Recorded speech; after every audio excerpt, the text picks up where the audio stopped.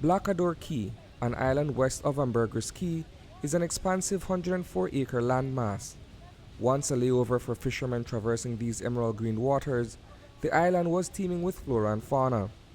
Much of what was this lush tropical retreat has since transformed into a desolate grassland, the physical result of erosion and other environmental stresses. 80% of the coverage of the island is the grasses that has been taking over the land. And the land is being taken over by the grass through erosion of the fertile soil that is produced by the coastal littoral forest. When you lose that soil into the water, then the grass can grow another feet towards it. This vast savanna continues to inch its way across much of Blackadore Caye. The only other plant life here are clusters of coconut trees. These too have been affected by the ecological phenomena that is ravaging the island. While the actual size of the property has reduced by 3 acres since it was purchased several years ago, vegetation is also adversely impacted. A majority of these tropical trees are covered by colonies of red palm mites. Biologist Juan Ravalo describes what has been taking place. The original vegetation was cleared out and the coconut was planted in order to produce coconut. But the soil, since it's a very narrow key, the soil it's hypersaline. So it is very difficult for plants to thrive here. Plants that are hypersaline tolerant or adapted to it. So you can see some of the coconuts here are very thick. We have, as all the Caribbean area, we have red mite and we have lethal yellowing. So the coconuts here doesn't thrive either. The only reasonable thing to do is to bring back the native plants and native ecology. That concept, the first of its kind in restoring an island, is part of an ambitious undertaking to create the future home of the most eco-friendly luxury development ever built.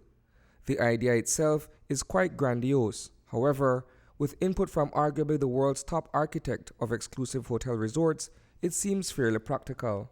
We're excited to have architect Jean-Michel Gathie on board with us. And the reason why we're excited is because Jean-Michel Gathie, you don't choose him, he chooses you.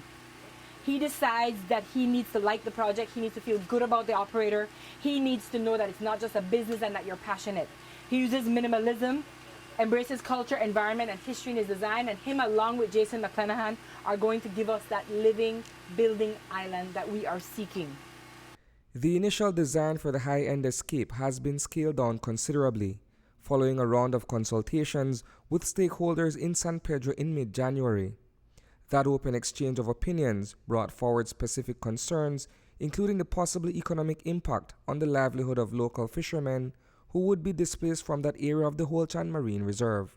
I think the real issue here is not the results you'll get from your biomimicry, but the actual over-the-water structures and how they will be affected or displaced from their traditional fishing grounds. And again, biomimicry is just a fancy word.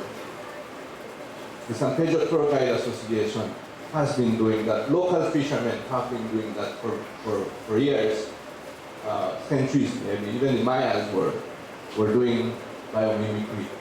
So it's highly likely that your structures will attract fish, but the real issue is the displacement of those fishermen from their traditional fishing grounds.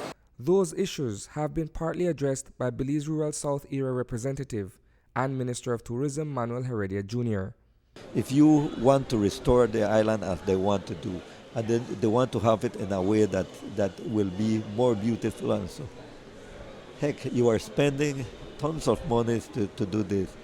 And if the density of the island, of construction at the island, is so great, then there will be practically not much to restore. So that is the reason why they are using, and they were very selective as to the area where will they build it. Yes, if it can be downsized, fine. And it's there for discussion, but let us sit down and dialogue. Notwithstanding a pending environmental impact assessment, the project is being touted as a worthwhile investment, one which A-list actor Leonardo DiCaprio has bought into as a principal in the Blackadore Group. the current island profile and the future island cross-section. It's really a good project.